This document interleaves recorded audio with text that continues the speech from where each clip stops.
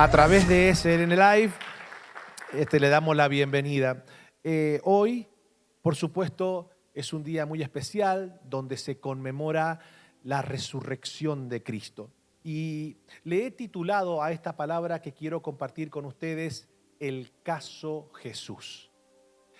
Es muy importante entender el contexto para que nosotros podamos apreciar el sacrificio de Cristo, entender el porqué de esa ejecución y poder asimilar lo que se desprendió de esa resurrección de Cristo en cuanto a nosotros.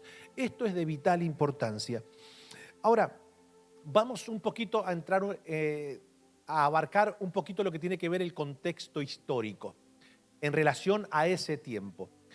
Ustedes saben, cuando Jesús aparece en la escena de la humanidad, es Dios hecho hombre, y esto quiero que lo recalquemos una y otra vez. Jesús no es un simple niño humano con atributos divinos, no, Jesús es Dios hecho hombre. ¿Hasta aquí estamos bien? Así que diga conmigo, Jesús, a ver toda la iglesia, a ver, Jesús es Dios hecho hombre. Ya.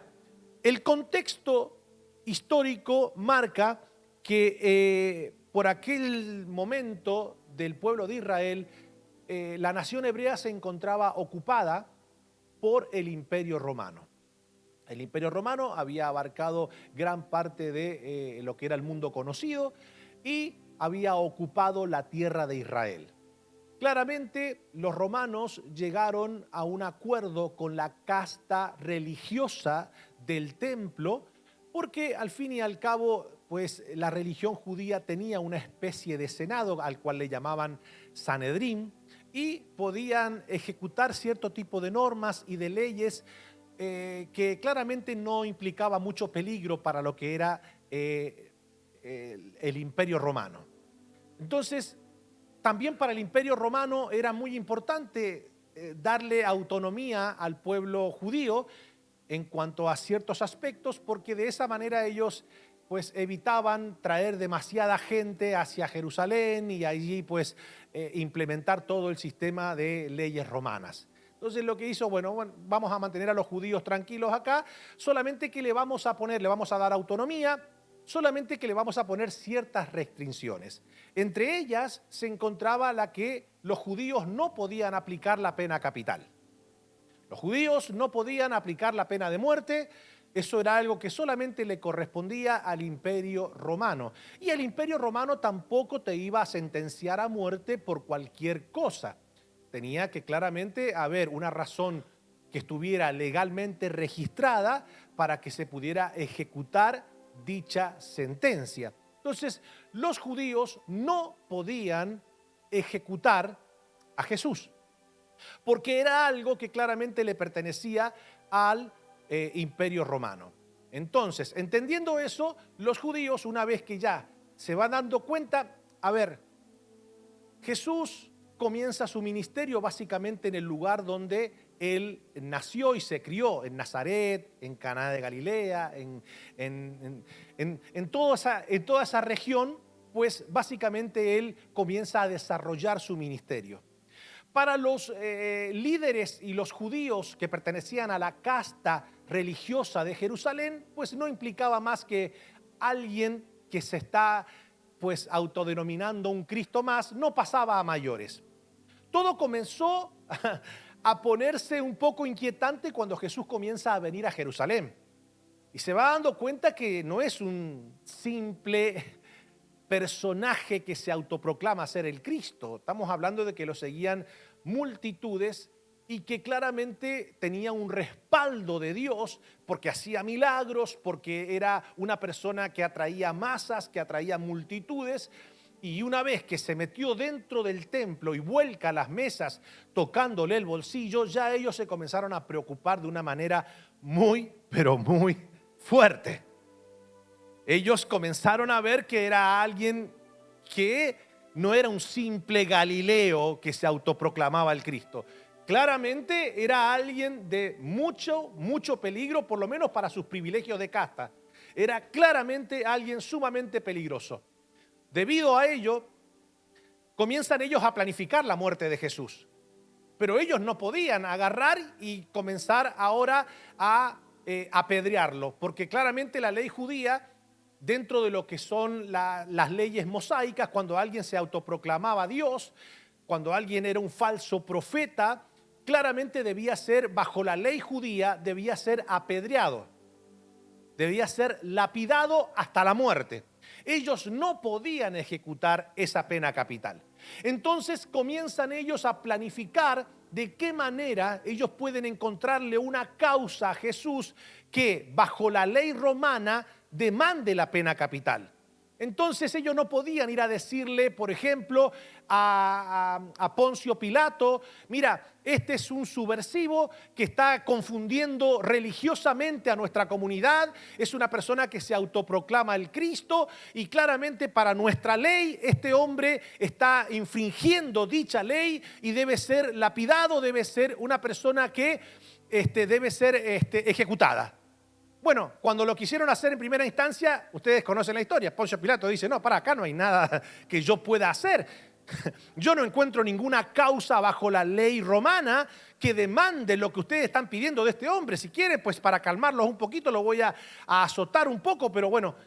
Entonces se dan cuenta que ellos, los judíos, al ver que bajo las leyes judías no pueden incriminar a Jesús, no pueden motivar a Poncio Pilato a que aplique la pena capital, ahora pues entonces ellos dicen: no, pará, ya hemos encontrado la razón buenísima para que se ejecute a Jesús.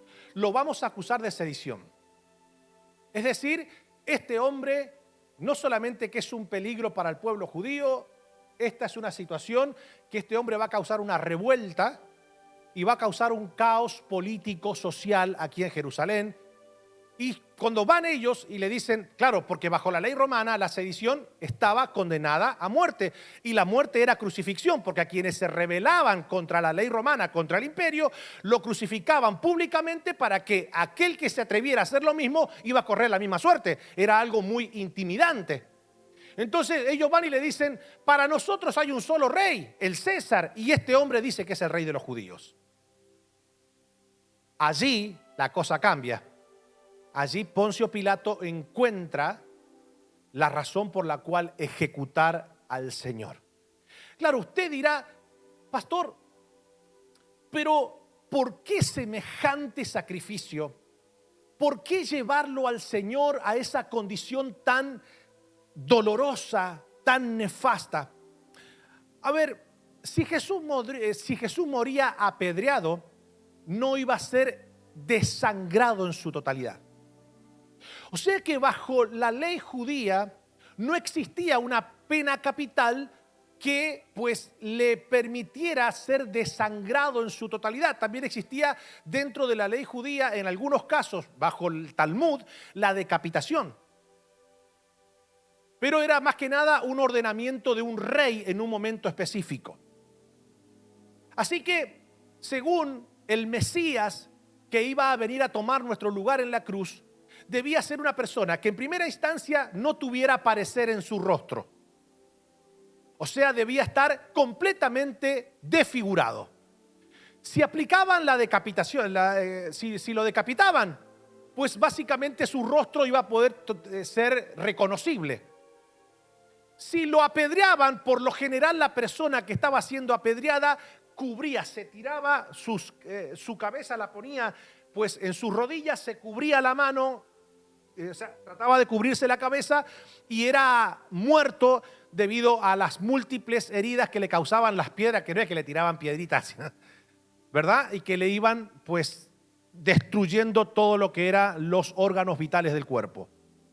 Así que no podía ser desangrado en su totalidad, tampoco podía ser desfigurado. Según Isaías 53, el Mesías debía en primera instancia estar en su rostro desfigurado.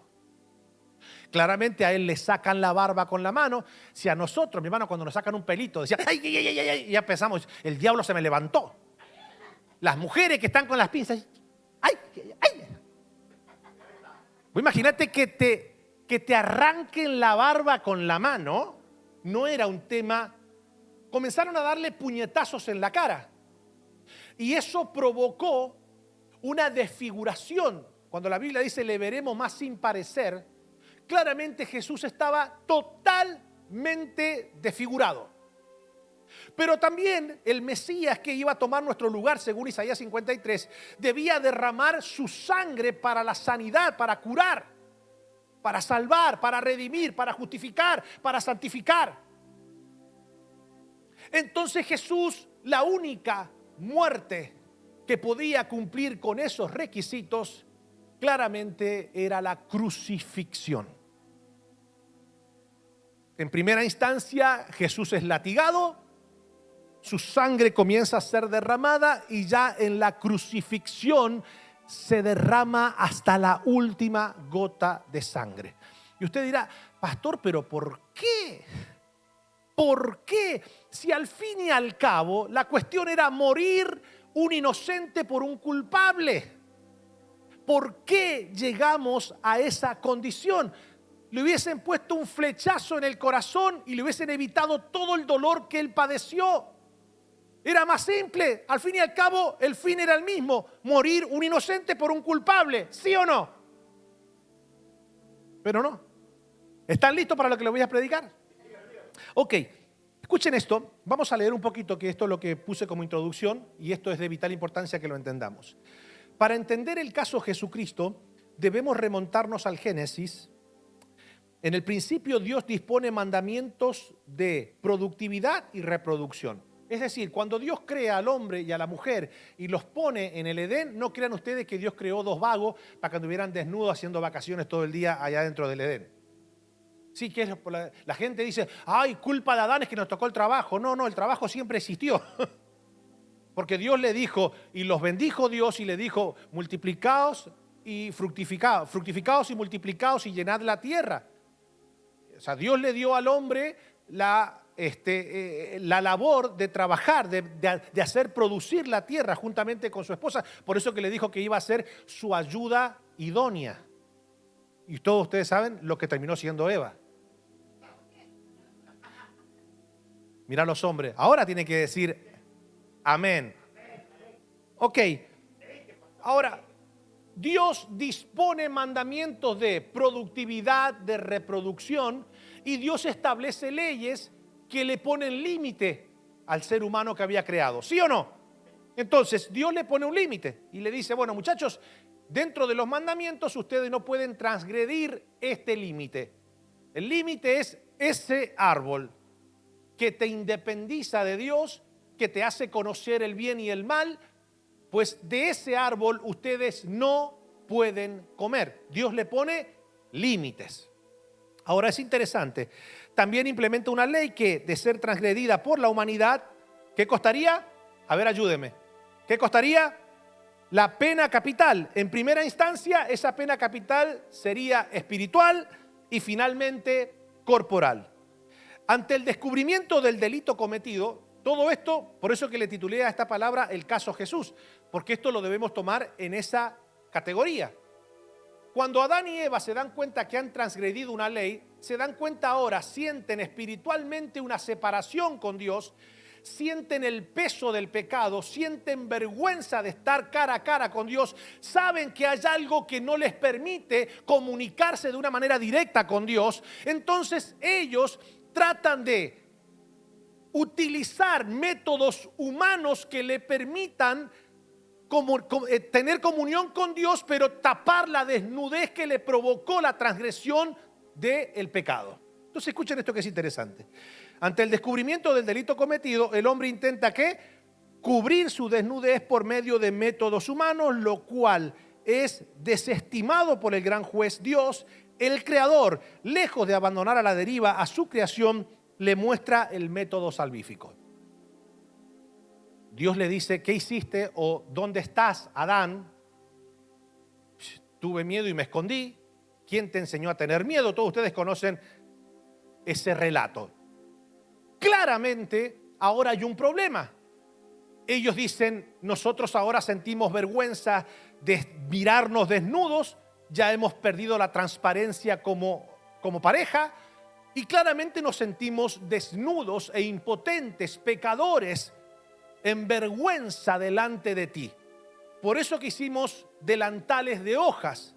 Entonces Dios dice, eso no te puede cubrir el pecado. Les quita los delantales que ellos habían hecho y Dios, dice la Biblia, lo siguiente. Génesis 3:21 dice así: el Señor, ¿qué Dios hizo? El Señor Dios hizo con pieles de animales ropa para el hombre y su mujer y los vistió. ¿Qué es lo que Dios le estaba mostrando a Adán y a Eva? Que el tema del pecado no se resuelve con hojas porque las hojas no tienen sangre.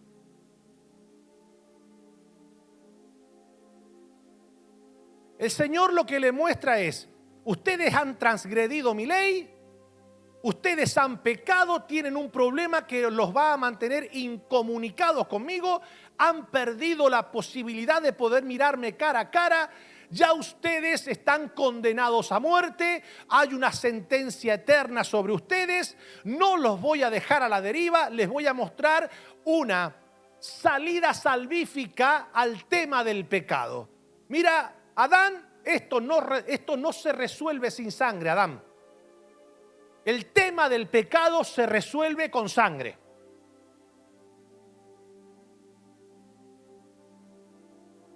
Dios hace pieles de animales y es por eso que eso le transmite a Adán a sus generaciones, en este caso a Caín, a Abel. Entonces ya Dios le muestra a Adán, al primer hombre, le muestra que el tema del pecado se resuelve con sangre, pero como ya la sangre humana está contaminada por el pecado, no puede ser la sangre humana la que tome el control de poder cubrir la desnudez del pecado, porque el hombre estaba claramente ya sucio por el pecado que había cometido, su sangre no podía limpiarle en ninguna manera. Entonces Dios saca la sangre de animales y los cubre por un tiempo. Ahora, desde ese momento en adelante, Adán le enseña a sus generaciones que para ofrecer ofrendas de paz a Dios, debe haber ¿qué? A ver, ayúdeme. Debe haber sacrificio y debe haber sangre fuerte. A ver, debe haber sangre. Por eso que en el capítulo 4 de Génesis vemos que pasando el tiempo, los hijos de Adán se acercan a Dios para ofrecerle ofrenda. Es una ofrenda de paz, es una ofrenda por su pecado, lo que vienen a traerle a Dios. Yo sé que muchos predicadores ahora lo agarran a esto para decirte, y esto, trae esta ofrenda para que tú te compres la casa de tus sueños, el carro de tus sueños. No, la ofrenda que trae Caín y Abel es una ofrenda de paz. Es una ofrenda de gratitud y es una ofrenda donde el hombre trata de hacer las paces con Dios, de que Dios apacigüe su ira. Entonces, ¿qué trae Abel? Ayúdeme a ver qué trae Abel. Trae ofrenda que tiene sangre. ¿Qué trae Caín? Ofrenda que no tiene sangre. Entonces Dios vio con agrado a Abel y a la ofrenda, porque entendió que lo que Dios necesitaba para tratar el tema de la ofrenda de paz por causa del pecado demandaba sangre, porque ya Dios se lo había revelado a su papá. Pero Caín, que también sabía que la ofrenda de paz necesitaba conllevar sangre, no trajo del fruto de la tierra, que ningún fruto de la tierra conlleva sangre. Porque el tema del pecado se trata con sangre. ¿Qué hace entonces Caín? Se siente frustrado porque Dios no acepta la ofrenda que él le había dado de acuerdo a sus parámetros de justificación. Y va y mata y derrama la sangre de Abel, que según la Biblia dice que hasta el día de hoy clama por justicia. Entonces, al ver que se había derramado la sangre, Adán y Eva tienen otro hijo hombre al cual le llaman Set, que significa sustituto, el que toma el lugar. Y de ahí vienen las dos líneas sanguíneas que se desprenden y van a llevar a toda la humanidad hasta el día que Jesús muere en la cruz del Calvario. La sangre de Caín, la sangre de Abel. ¿Estamos acá? Ok. Ya la humanidad en el primer tiempo que comienza a producirse, a reproducirse, comienza a entender que el tema del pecado se soluciona con sangre. Pero claro, la sangre de animales no quita para siempre el pecado, sino que trata el pecado.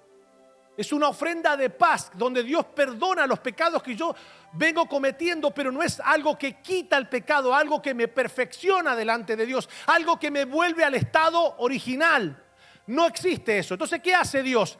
Con el pasar del tiempo, Dios levanta a un hombre llamado Moisés. Le estoy haciendo un repaso rápido, ¿ok? Para que entendamos el por qué. ¿Ok? ¿Estamos acá? Ok, Dios levanta a un hombre que se llama Moisés y a Moisés le da una serie de órdenes, de leyes, de mandamientos que establecen el sacrificio.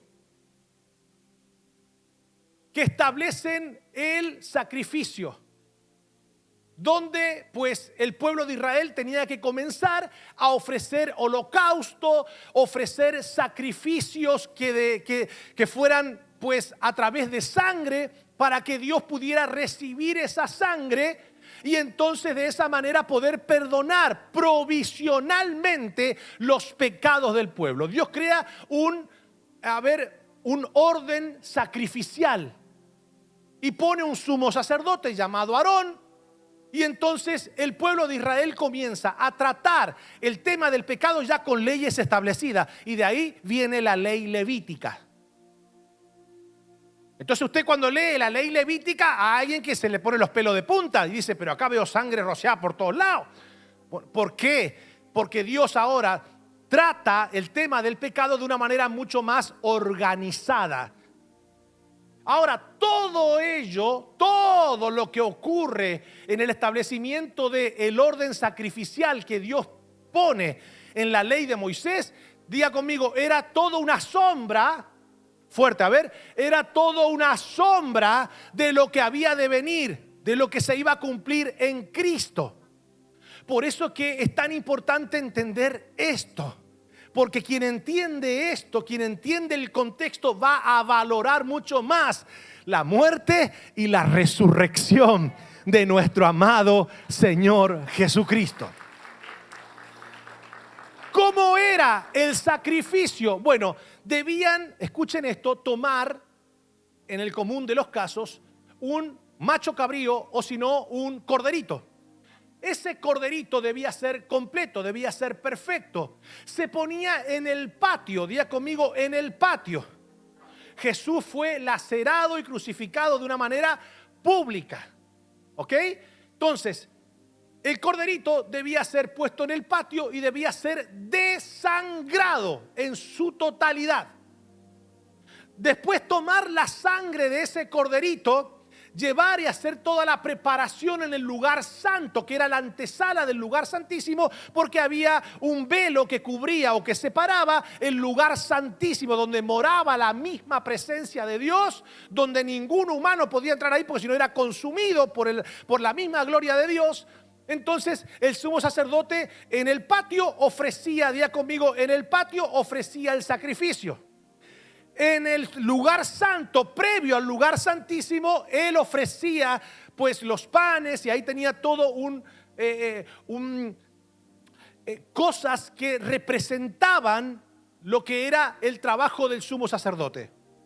Y después, una vez que ya estaba listo, ingresaba al lugar santísimo, lo ponían con una campanita y una soga, porque si el sumo sacerdote no hacía las cosas establecidas puntualmente por la ley levítica, la gloria de Dios consumía al sumo sacerdote y ningún humano podía entrar adentro a sacarlo, porque inmediatamente la gloria de Dios lo iba a consumir. Por ende, si el sumo sacerdote pues no salía en X cantidad de tiempo, entonces lo sacaban por esa soga que amarraban con una campanita. Cuando el sumo sacerdote salía del lugar santísimo y se mostraba al pueblo, el pueblo comenzaba a dar gritos de victoria y de júbilo, porque eso era a ver, eso representaba que Dios había aceptado la sangre del cordero y que Dios había perdonado los pecados del pueblo por un año más. Cada vez que el pueblo de Israel veía que el sumo sacerdote ingresaba y salía, hacía cánticos de júbilo, de agradecimiento, porque Dios había perdonado su pecado. Provisionalmente, no, el pecado los había quitado, pero por lo menos ya tenían un año más para vivir con paz en el corazón. ¿Hasta aquí estamos bien? Entonces, escuchen esto que es interesante. Ya una vez cuando uno comienza a estudiar y a conocer todo este tema sacrificial, Dios ahora quiere redimir a la humanidad de una vez y para siempre. Dios se da cuenta que la sangre de animales no puede cubrir en su totalidad, no puede erradicar por completo la consecuencia del pecado. No se puede. Y Dios sabe que también ninguna sangre de ningún mortal como nosotros, por más buena persona que la persona se autodefina, tampoco puede servir. Tampoco Dios puede justificar al hombre y redimirlo de la consecuencia de su pecado por medio de las buenas obras. Porque si Dios permitiese una salvación que se ejecute por medio de las buenas obras, entonces Satanás iría a pedir su salvación mediante las buenas obras. Claramente no había posibilidad de que el hombre pudiera ser totalmente redimido por medio de sangre de animal. La sangre propia del ser humano tampoco servía para excomulgarlo de la consecuencia. Claramente había solamente una posibilidad. Es que Dios mismo se hiciera hombre. Con todo lo que eso implicaba. Escuche, con todo lo que eso implicaba. Yo sé que vivimos en una sociedad que te dice, tienes que vivir la vida ahora, deja de andar pensando en esas cosas, ya habrá tiempo para pensar en la eternidad, ahora vive la vida loca. Ahora la gente no piensa, la gente minimiza el tema del pecado. Y como ahora, viste, hasta que la gente hace burla con el tema del pecado. Ay, es pecado, es pecado, es pecado. La gente como que quieren eliminar del diccionario la palabra pecado. No, la palabra pecado es algo muy serio. Porque la paga del pecado es la muerte. Mas la dádiva de Dios es vida en Cristo Jesús. ¿Dónde lo podemos entender mejor? Cuando yo leo estos pasajes, a mí me entra un gozo glorioso en mi espíritu. Por lo general son pasajes que la gente no lee y cuando los lee no los entiende. ¿Por qué? Porque no entiende el contexto. Pero son pasajes maravillosos que yo lo voy a compartir con ustedes, porque ahora a medida que yo lo vaya leyendo, usted como ya conoce el contexto, como ya conoce el génesis, como ya conoce la consecuencia, como ya sabe cuál es el precio a pagar por el pecado, ahora esto va a tomar vida. Y dice así el libro de Hebreos. ¿Están listos? Hebreos capítulo 9, vamos a leer varios pasajes. Hebreos capítulo 9, versículo 1 al 22. Escuchen esto, dice: ahora bien, aún en el primer pacto tenía ordenanzas de culto y un santuario terrenal, porque el tabernáculo estaba dispuesto así. En la primera parte, llamada el lugar santo, estaba ¿qué? El candelabro, la mesa y los panes de la propiciación. Tras el segundo velo, todo esto lo acabamos de ver recién, ¿se recuerdan? A ver, estaba el tabernáculo de reunión, estaba el patio donde se sacrificaba al sacrificio, al animal. Entrabas adentro del tabernáculo, estaba el lugar santo, había un velo grandísimo que separaba el lugar santo del lugar santísimo, y entonces a ese lugar santo podía entrar el sacerdote con los hijos del sumo sacerdote, pero al lugar santísimo solamente el sumo sacerdote. No podía ingresar los hijos del sumo sacerdote, solamente el sumo sacerdote. Y debía entrar con sangre, no podía ingresar, o sea, lo que le daba acceso a ese lugar y no ser consumido por la gloria de Dios no era su título. Esta está buena, mi hermana. No era su título, aunque necesitaba esa asignación para poder tener acceso, pero lo que lo hacía a él ingresar realmente y no salir consumido de allí, no solamente era ser sumo sacerdote, sino no entrar con sangre. Él podía ingresar. Si Dios veía que ingresaba sin sangre, inmediatamente era consumido.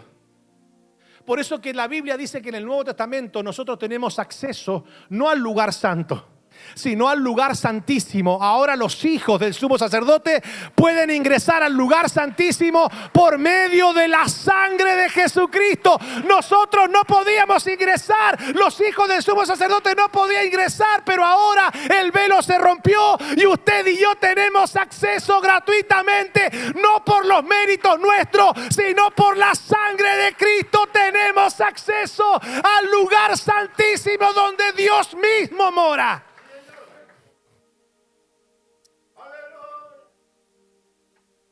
Esto es algo muy, pero muy glorioso. Para aquellos que amamos a Cristo, esto es glorioso.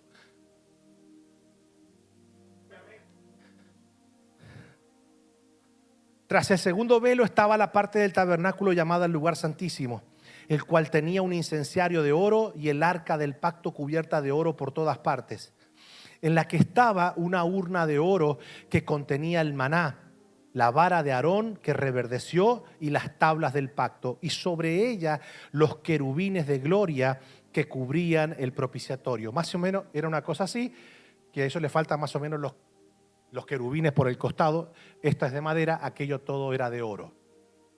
Entonces escuchen esto. Detalle. Dice, y sobre ella los querubines de gloria que cubrían el propiciatorio, de las cuales cosas no se puede ahora hablar en detalle. Y así dispuestas estas cosas, en la primera parte del tabernáculo entran los sacerdotes continuamente para cumplir los oficios del culto, pero en la segunda parte, solo el sumo sacerdote una vez al año, a ver, ayúdame, a ver, no sin sangre. Tú y yo tenemos acceso al lugar santísimo no por los méritos de nuestra nobleza, no por los méritos de nuestras buenas obras. Tenemos acceso al lugar santísimo por los méritos de la sangre derramada de Cristo en la cruz del Calvario. Pero se dan cuenta, el sumo sacerdote, jurídicamente, cómo Dios debía tratar el tema pecado, cómo debía redimir el tema pecado, con sangre. Tenía que haber sangre. Entonces, un sacerdote no sin sangre, la cual ofrece por sí mismo y por los pecados de ignorancia del pueblo, dando el Espíritu Santo a entender con esto que aún no se había manifestado el camino al lugar santísimo. Todo eso era que una ley provisoria. Fuerte, diga conmigo, provisoria. ¿Hasta cuándo? Hasta que se cumpliera el tiempo. Por eso que los judíos ortodoxos que no creen que Cristo es el Señor, y algunas otras religiones se rajan la vestidura porque piensan que todavía se puede seguir haciendo este tipo de rituales para la justificación. Damas y caballeros, ya no hay más sacrificio humano, ya no hay más ley mosaica. Ahora hay un nuevo pacto firmado por la sangre del Rey de Reyes y Señor de Señores.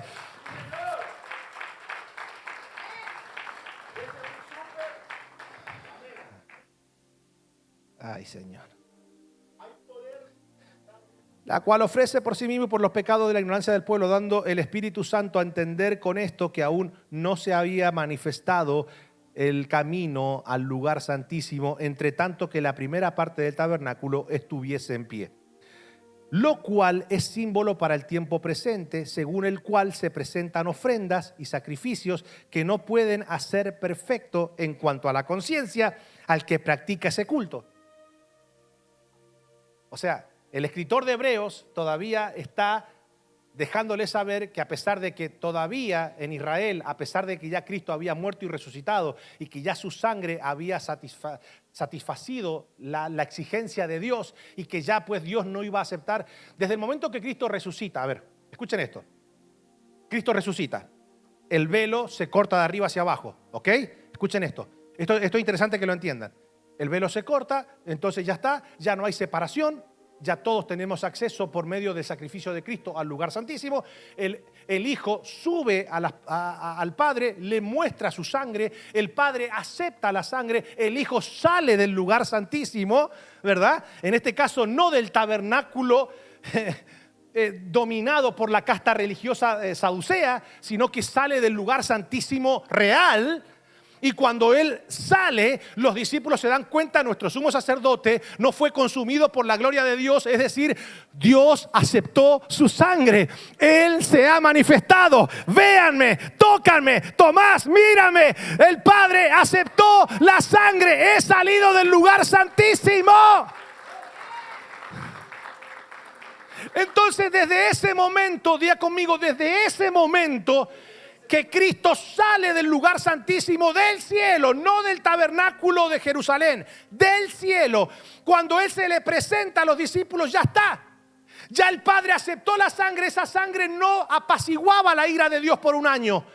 Esa sangre hacía a los creyentes perfectos en Cristo. Ya no hay más sacrificio. Hay un solo sacrificio hecho de una vez y para siempre. Hay una sangre solamente aceptada por el Padre. Y no es la sangre de un animal, no es la sangre de un hombre pecador. Es la sangre de Dios hecho hombre. ¿Qué pasó? Entonces diga conmigo, ¿qué pasó? Desde ese momento en adelante, ya Dios dejó de mirar el orden sacrificial del tabernáculo. Aunque siguió funcionando por un poco de tiempo, ya Dios no miraba esos sacrificios. Esto está glorioso, mi hermano. Hasta el tiempo de Jesús, que todavía no había resucitado, hasta el tiempo en que Jesús vuelca las mesas y todo, pues Dios miraba el orden sacrificial. Pero una vez que Cristo sale del lugar santísimo por medio de su propia sangre, ya Dios dice, listo, ya está. Por eso es que a mí me da risa cuando yo escucho a la gente, se va a levantar el tercer tabernáculo en Israel y ya está preparado todo, los utensilios, y ya están preparados los levitas, que los levitas vayan a tomar jugo, porque en Argentina toman levité. Eso no existe. No va a haber, te lo voy a decir en español, no va a haber tercer templo, no va a haber, y que me escuchen en las redes sociales, pastor negando el tercer templo. No existe un pasaje escritural que diga que se va a levantar un nuevo templo. ¿Por qué? Porque ya el orden sacrificial caducó, ya no hay más sacrificio humano, ya no se puede hacer más sacrificio. Y la Biblia dice en el libro de Daniel que una vez que le dan muerte al Mesías, después en la otra mitad de la semana dice que vendrá el destructor y destruirá el templo y hará cesar el sacrificio. ¿Qué pasó en el año 66 al 70? Tito vino con toda su tropa romana y destruyó el templo. Han pasado más de 2000 años y nunca más se reconstruyó. Porque ya no hay más sacrificio. Es un mensaje de Dios al pueblo de Israel. Hasta por obviedades normales no puede haber tercer templo. Porque para que haya tercer templo, tienen que sacar la mezquita que está en el monte Moriat ahora mismo, que es el tercer lugar más santo de los islámicos.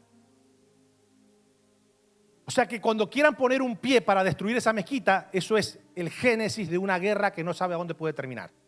Eso por un lado.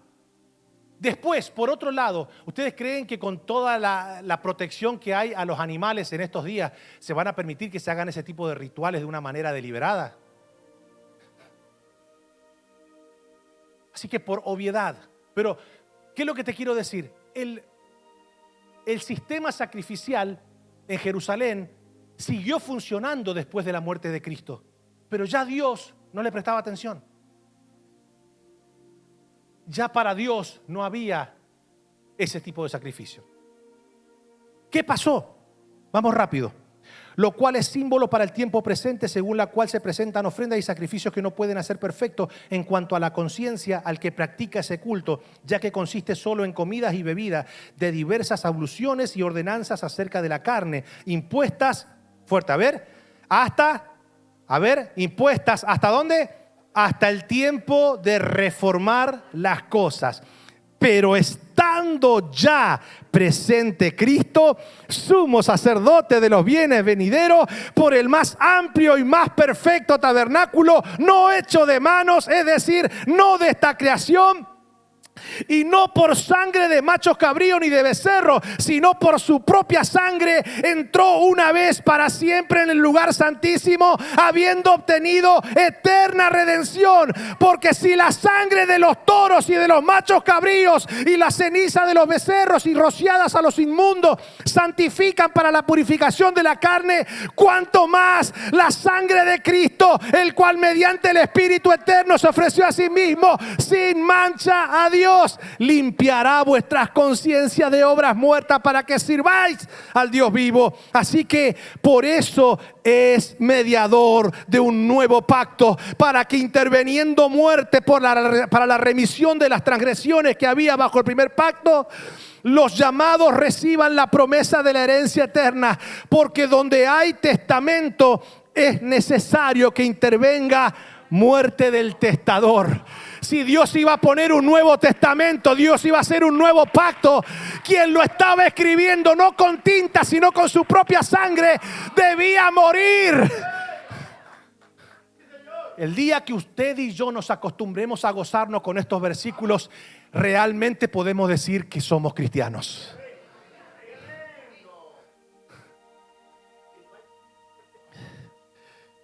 Donde dice, porque el testamento con la muerte se confirma, pues no es válido entre tanto que el testador vive. De donde ni aun el primer pacto fue instituido sin sangre, porque habiendo anunciado Moisés todos los mandamientos de la ley a todo el pueblo, tomó la sangre de los becerros y de los machos cabríos con agua, con lana escarlata e hisopo, y roció el mismo libro y también a todo el pueblo, diciendo: esta es la sangre del pacto que Dios os ha mandado. Y además de esto, roció también con la sangre el tabernáculo y todos los vasos del ministerio, y casi todo es purificado según la ley con sangre, y sin derramamiento de sangre no se hace remisión. Okay. El tiempo es traicionero, mi hermano. Esto tendría que ser muchas horas, pero ahora va entendiendo por qué era necesario semejante sacrificio, por qué la sangre debía ser vertida en su totalidad, por qué la crucifixión. Vamos teniendo más noción de todo. Ok, ahora le voy a leer este pasaje que es glorioso, que también se encuentra en Hebreos capítulo 10, versículo 1 en adelante. Dice: porque la ley, teniendo la sombra de los bienes venideros, no la imagen misma de las cosas, nunca puede, por los mismos sacrificios que se ofrecen continuamente cada año, hacer perfecto a los que se acercan. De otra manera cesarían de ofrecerse, pues los que tributan este culto, limpios una vez, no tendrían ya más conciencia de pecado. Pero en estos sacrificios cada año se hace memoria de los pecados, porque la sangre de los toros y de los machos cabríos no puede quitar los pecados. Por lo cual, entrando en el mundo, dice: sacrificio y ofrenda no quisiste, mas me preparaste cuerpo. Holocausto y expiación por el pecado no te agradaron. Entonces dije: he aquí que vengo, oh Dios, para hacer tu voluntad. Como en el rollo del libro está escrito de mí, diciendo primero: sacrificio y ofrenda y holocausto y expiaciones por el pecado no quisiste, ni te agradaron las cuales cosas se ofrecían según la ley, y diciendo luego: he aquí que vengo, oh Dios, para hacer tu voluntad. Quita, fuerte, a ver, quita lo primero para establecer esto último. En esa voluntad somos santificados mediante la ofrenda del cuerpo de Jesucristo, hecho una vez para siempre.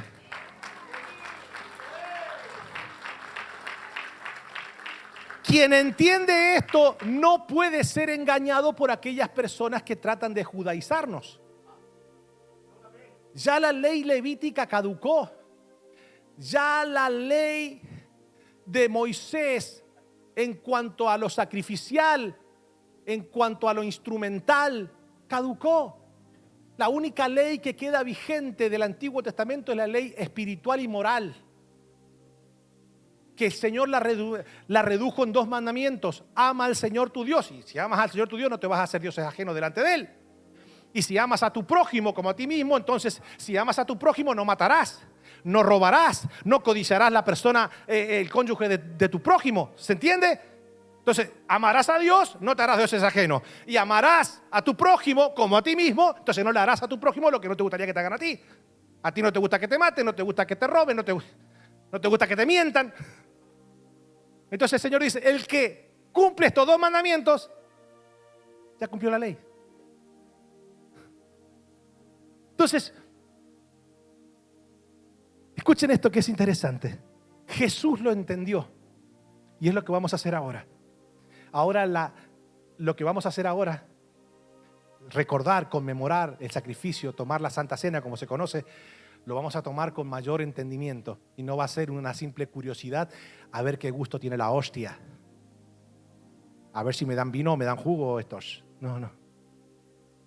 Esto tiene que ver con algo de revelación y por eso es que es tan hermoso tomar la Santa Cena y tan puro y que no se puede tomar indignamente.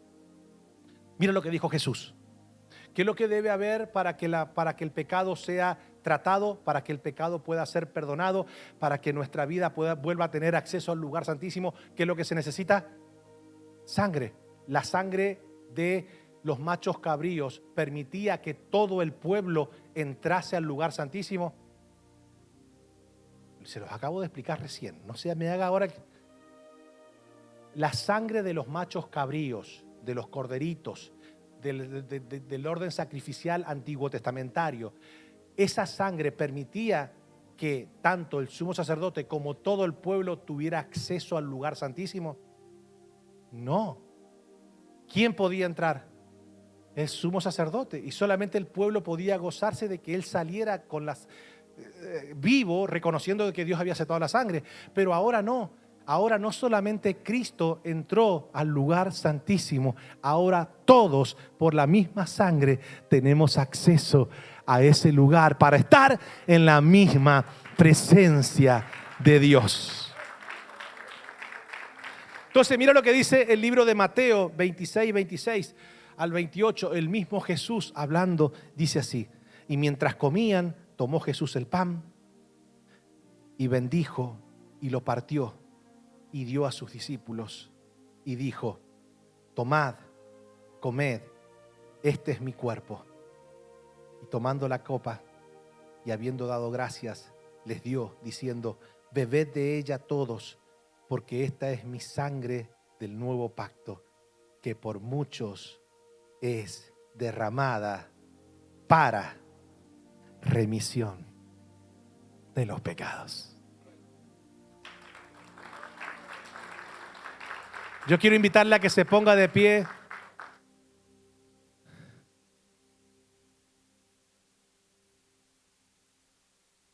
Y quiero que meditemos en esto que hemos aprendido. Claramente, solamente me he quedado en la mitad de la predicación. Si usted quiere saber más acerca de la resurrección, yo le estoy hablando del contexto, de cómo tratar el tema del pecado. O sea, claramente he hablado la mitad de la predicación. La otra mitad la voy a abarcar en el segundo servicio ahora. Si usted tiene ganas de seguir aprendiendo, puede quedarse. Y estoy seguro que vamos a aprender ya todo lo relacionado a lo que pasa después de la vida física.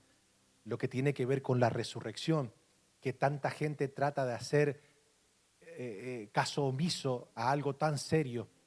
Porque, damas y caballeros, la sangre vertida en la cruz del Calvario, la sangre derramada por Cristo, es para darnos algo mucho más valioso que simples bienes materiales. O sea, Jesús trató de raíz un tema que era eterno y que no podía ser solucionado por mano humana. Entonces, esto es de vital importancia. Esto es de vital importancia que nosotros lo podamos entender. Nosotros hoy podemos tomar la decisión quizás de que sea un domingo más de resurrección. Ya hice acto de presencia, ya está. Y no valorar lo que realmente ocurrió en esa crucifixión y en esa resurrección. No valorar su sangre, su sacrificio.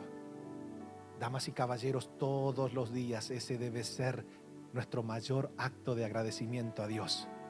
El reconocer, yo cada vez que reconozco ese sacrificio, mi alma se llena de gozo. Yo le vivo diciendo: Señor, yo te doy gracias por ese sacrificio. Gracias porque tú tomaste mi lugar. Y me gusta saber que tú eres mi Señor y mi Salvador. Tú eres el único que merece todo el reconocimiento, la gloria. Señor, yo no tengo el cielo ganado porque quizás le doy de comer a alguien, porque quizás le presté plata a alguien, porque quizás le hice un bien a alguien. Yo no voy al cielo por esas obras humanas.